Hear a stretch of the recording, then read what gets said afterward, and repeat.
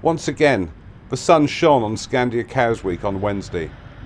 With a nice force 3 from the northeast, the day promised racing for all, including the 2 Super Maxes in Class 0 and the 6 Open 60s, which were racing around the island for the Artemis trophy.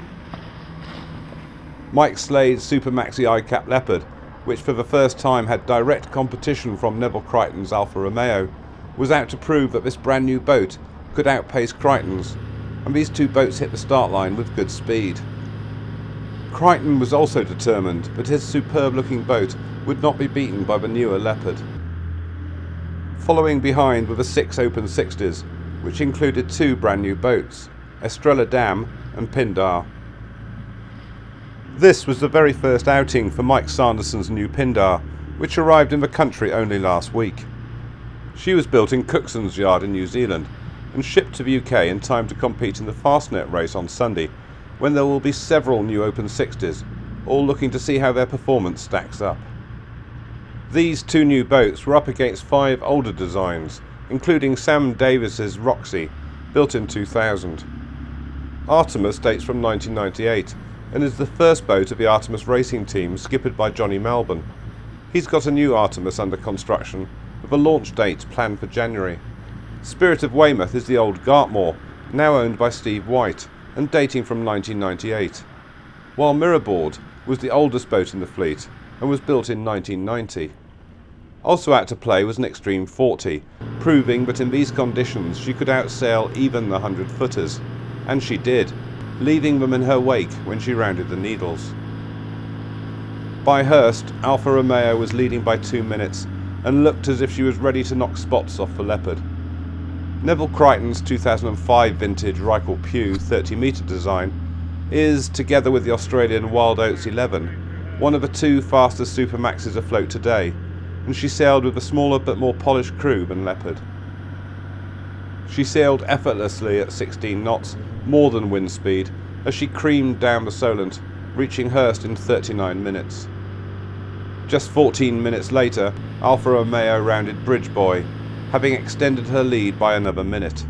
Her jibe was smooth and seemingly effortless, and then she was on her way to St Catherine's Point and the halfway mark. 4 hours and 54 minutes after her start, she arrived back at Cowes to take the winner's gun, 39 minutes ahead of Leopard. Nearly 3 minutes astern at the Needles, Leopard's jibe was less slick than Alfa Romeo, and one sensed that, in this race at least, the Leopard had met her match. With nearly 30 people on board, she was probably as much in charter mode as race mode. Some way behind came the Open 60s. Estrella Damm had a good lead on the pack as she approached Bridgeboy and rounded smoothly. But then she dropped her Jenica in confusion as Pindar swept past Bridge and rounded the Fairway Boy. Eventually, Estrella Damm's crew realised the mistake was Pindar's and resumed their course to St Catherine's. The new Pindar features a cutting-edge mast design which incorporates the ability to rotate the mast and rake it fore and aft using telescopic, hydraulically adjustable outriggers. We'd be interested to hear more about the innovations for this new mast arrangement, as no sooner had it left the Solent than the expensive rig fell down.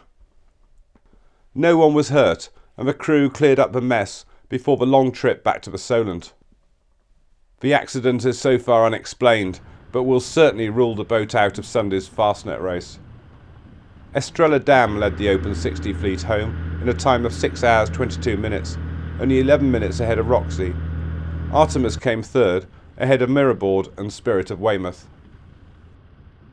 The SB3s were on reasonably good behaviour today and managed to start on their first attempt with only an individual recall.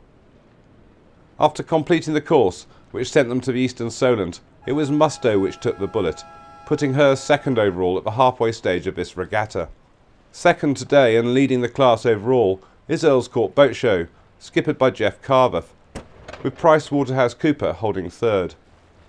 Unusually for the daring class, they were the ones to misbehave today.